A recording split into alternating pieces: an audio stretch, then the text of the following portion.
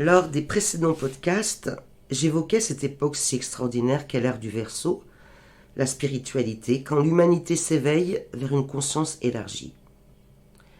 Tout se met en place pas à pas, des technologies avancées, une redéfinition de nos modes de consommation qui s'accélèrent, et la star du moment, la Covid-19.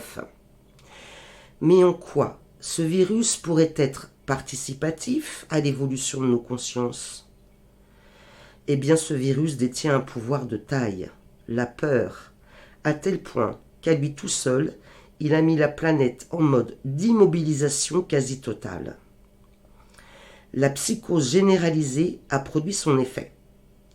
Tous nos anciens modèles sociaux dysfonctionnent tour à tour, sous l'emprise de la peur, bien plus accablante que le virus en lui-même. Je vous rappelle qu'objectivement, le taux de mortalité pour la France, par exemple, est de 0,7% à ce jour d'après les chiffres. Ce n'est pas le virus qui est la cause d'une crise sanitaire, mais bien la peur, savamment transfusée sans relâche dans les esprits. Et ce de manière internationale. C'est ainsi que l'humanité tout entière a décidé de se masquer pour jouer la commedia dell'arte de la Covid-19. Mais ce podcast n'a pas pour objectif de démanteler toute cette farce autour d'une fausse pandémie où toute l'humanité est menacée d'extinction, pour exagérer autant que l'exagération de la mise en scène. Non, ce podcast va essayer de mettre en lumière le véritable levier, moteur, utilisé pour maintenir une situation de crise, la peur. La peur est une émotion parfaitement utile en face d'un danger imminent, c'est sûr. Mais si la peur devient un état d'être, alors elle devient nocive. Par conséquent, il nous appartient de se libérer de cette émotion plombante pour manifester d'autres émotions plus respirables, si j'ose dire. Vivre la peur, c'est quand même pas top.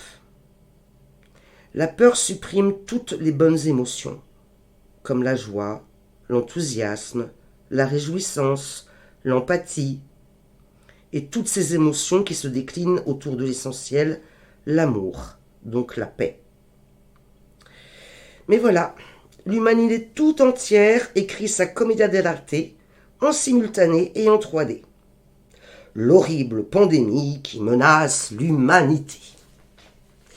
Pendant que la peur fige toute l'activité humaine habituelle, comme si on l'avait mise sur pause, par réaction vitale et voie de conséquence, se développent de nouvelles tendances, et ce, sur tous les plans de l'existence. On abandonne ainsi les vieux schémas obsolètes de notre modèle social. C'est plutôt une bonne nouvelle, pas vrai ? Le masque imposé change nos comportements de gré ou de force. Nous sommes contraints de prendre conscience de sa bulle existentielle, mais aussi de prendre en considération toutes les bulles des autres. Dans la pièce de théâtre du Covid, on joue les gestes barrières, on porte un masque, on compte les gens dans les magasins, on les ferme, on les réouvre, on s'est fait des mots à soi-même, l'attestation pour sortir, on supprime toutes les réjouissances. Bref, vous connaissez le scénario aussi bien que moi. Mais si nous essayons d'aborder toute cette série de contraintes imposées à un niveau de compréhension supérieur, qu'en est-il ? La pièce de théâtre internationale du Covid nous invite aussi à remodeler notre attitude de vie face à nous-mêmes déjà, mais également vers les autres. C'est-à-dire prendre conscience véritablement du respect que je me dois à moi-même et à toute source de vie sensible, le vivant. C'est sortir de son univers personnel construit uniquement de manière individualiste, égotique, comme nous avons été programmés depuis des lustres par le système. Mais c'est le changement ici et maintenant.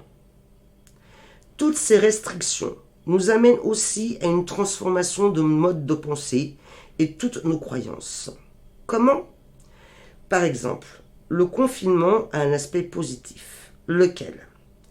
Celui d'être face à nous-mêmes, d'avoir le temps de réfléchir à notre condition de vie.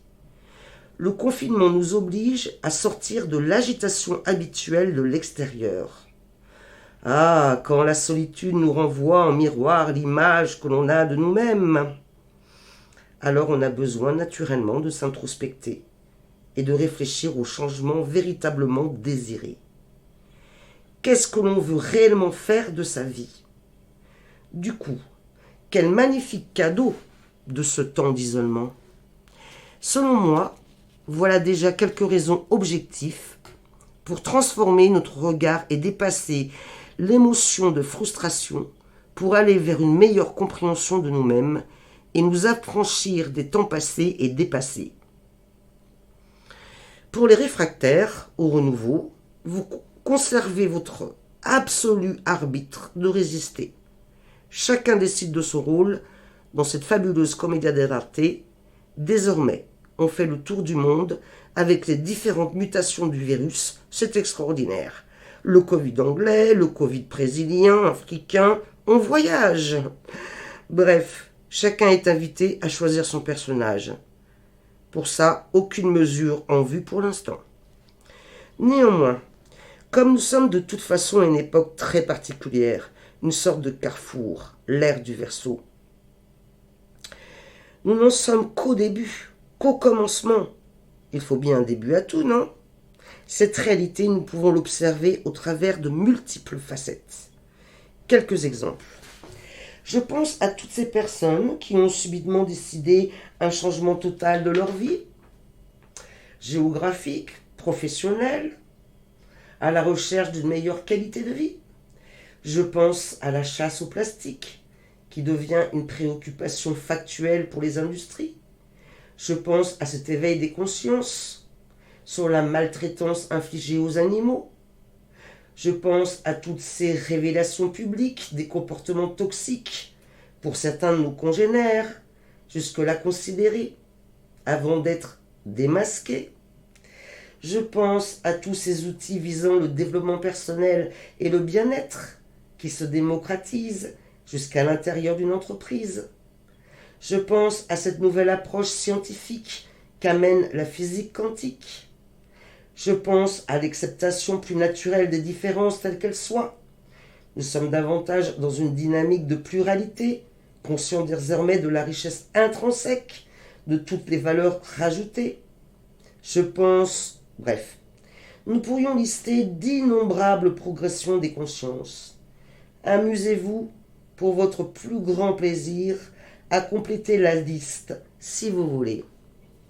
Voilà comment, en quelques mots, je visionne l'évolution, sous l'illusoire pandémie qui finalement devient participative au changement, car le bonheur n'existe que lorsque nous commençons à le construire nous-mêmes. Alors, ne te plains pas de l'obscurité et deviens une petite lumière. Et pour finir, un petit mot de la part de M. Albert Einstein. Un être humain fait partie d'un tout que nous appelons l'univers. Il demeure limité dans le temps et l'espace. Il fait l'expérience de son être, de ses pensées et de ses sensations comme étant séparé du reste, une sorte d'illusion d'optique de sa conscience. Cette illusion est pour nous une prison, nous restreignant à nos désirs personnels et une affection réservée à nos proches. Notre tâche est de nous libérer de cette prison en élargissant le cercle de notre compassion afin qu'il embrasse tous les êtres vivants de la nature entière dans sa splendeur.